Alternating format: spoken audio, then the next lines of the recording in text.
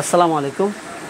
Hello ভিউয়ার্সগণ, আজকের যে বিষয়টা সেটা হচ্ছে যে দেখেন ইঞ্জিনিয়ারের ছেলে, আজকের যে বিষয়টা সে বিষয়টা হচ্ছে আপনার এখন প্রচণ্ড তাপদাহ এবং গরম। এই গরমের ভিতরে যদি ফ্রিজে বরফ জমে যায় এটা খুবই ভাবনার বিষয় বা আশ্চর্যজনক। এই যে দেখেন এত পরিমাণ, এই যে দেখেন বরফ দেখেন কত মোটা হয়ে গেছে। হ্যাঁ, এই যে দেখেন ডিপে তো বরফ হয়ই, হ্যাঁ নর্মালেও দেখেন এই যে নর্মালেও এরকমের বরফ জমে যায়। তো যদি ডিপে বরফ জমে যায়, নর্মালেও বরফ জমে যায়, তো এই গরমের সময় বরফ কিন্তু জমা আসলে উচিত না বা জমা ঠিক না। তো যাই হোক, এই জন্য কী করতে হবে, তো আপনি এই জন্য মিস্ত্রিকে টাকা না দিয়ে সময় নষ্ট না করে আপনারা ঘরে বসে নিজেরাই এটা সমাধান করতে পারবেন। তো আমি আসলে আপনাদের একটু তুলে ধরি, সেটা হচ্ছে ফ্রিজের যে লাইন আছে সে লাইন থেকে আগে ফ্রিজটা বন্ধ করে নেবেন। বন্ধ করার পরে আপনার ঠিক ফ্রিজের পিছন সাইডটা চলে আসবেন। পিছন সাইডটা চলে আসার পরে দেখবেন এইরকমের একটা বক্স দেখা যায়। এই বক্সের এখানে এই যে কিছু ছোট ছোট নাট, এই যে দেখেন এই ছোট ছোট 4টা নাট থাকে। এই নাটগুলো আপনারা খুলে ফেলবেন। খুব সহজ, আপনারা ঘড়ির টাইম ধরে ঠিক 5 মিনিট সময় লাগবে। এই 5 মিনিটের ভিতরে আপনার সব কাজটাই আপনি নিজেই করে ফেলতে পারবেন। এই দেখেন পানি জমে গেছে, এই পানিটা জমার কারণে কিন্তু আপনার এই ফ্রিজে ওই বরফ জমে বেশি। তো আপনারা প্রথমে এই নাটগুলো আপনারা কী করবেন, খুলে ফেলবেন।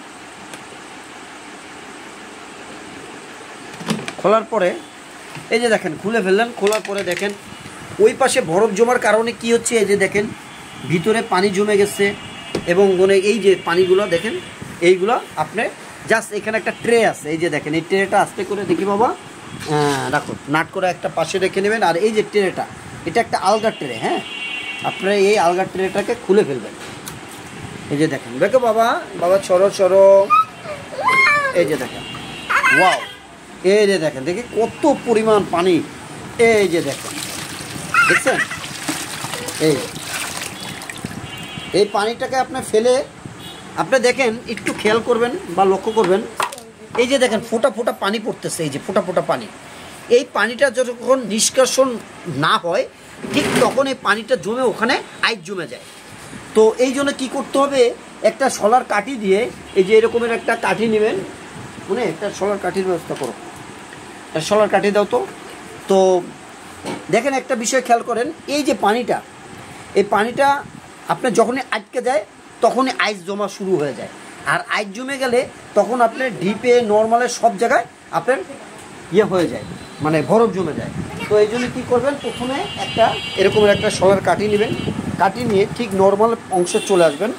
নর্মাল অংশে চলে এসে আপনাদের একটু দেখাই আমি, দেখি বাবা এই যে দেখেন একটা ছিদ্র দেখা যাচ্ছে, এই যে এই ছিদ্রটা দেখে এই রকমের একটা শলার জিস্ট এইভাবে দিয়ে দেখি বাবা সরো সরো সরো, এই যে এইভাবে লাড়া দেবেন। লাড়া দিলে চলেন আমরা একটু পিছন সাইডে যায় দেখাই। চলো বাবা, এই দেখেন এই যে শলার মাথাটা এই যে চলে আসছে, এই যে দেখেন শলার মাথাটা এই যে চলে আসছে, ওই পাশ থেকে দিলাম। এই যে এখন এইটাকে কিছুক্ষণ ওয়াশ করবেন। দেখেন আমার ভিডিওটা দেখেন মাত্র 3 মিনিট 40 সেকেন্ড চলছে, কাজ কিন্তু আমার শেষ। এখন জাস্ট ওয়াশ করা শেষ। এখন যেহেতু আপনি কষ্ট করে খুলে ফেলেছেন, তাহলে আপনার খোলার কারণে আপনি একটু এই ময়লা ছোলা যা আছে একটু পরিষ্কার করে নিলেন, যেহেতু কখনো এটা খোলা হয় না সহজে। তো এই জন্য এটা জাস্ট একটু পরিষ্কার করে দাও বাবা। আমার এই ফ্রিজটা আপনার প্রায় 10 বছর বয়স চলে, ওয়ালটনের ফ্রিজ, বাংলাদেশ ওয়ালটন। এই ওয়ালটনের কোম্পানিটা একেবারে খারাপ না, এই যে ওয়ালটন, এই যে দেখেন। তা আমি দেশি পণ্য হিসেবে আমি বলবো ওয়ালটন ফ্রিজ খুবই ভালো। আমি এটা 2000 কত সালে কিনলাম মনি, 2000 প্রায় 10, 11, 12, 2011 বা 12 দিকে আমি মনে হয় কিনেছিলাম। এখন 24 চলে, তো প্রায় 10 বছর ছাড়াই গেছে।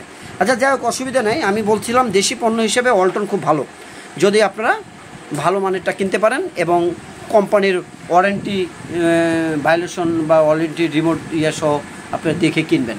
তো আচ্ছা যাই হোক, যে বিষয়ে বলতে চাচ্ছিলাম, তো আপনার জাস্ট এইটাকে পরিষ্কার করার পরে এইটা একটু ভালো করে ধুয়ে আবার জাস্ট এই বক্সটা আপনি এখানে সুন্দর করে লাগিয়ে দেবেন।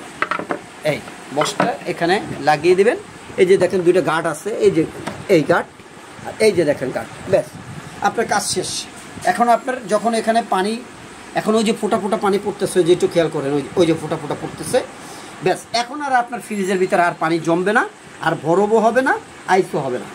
ভালো থাকবেন সবাই, সুস্থ থাকবেন সবাই, সবার পরিবার পরিজন নিয়ে।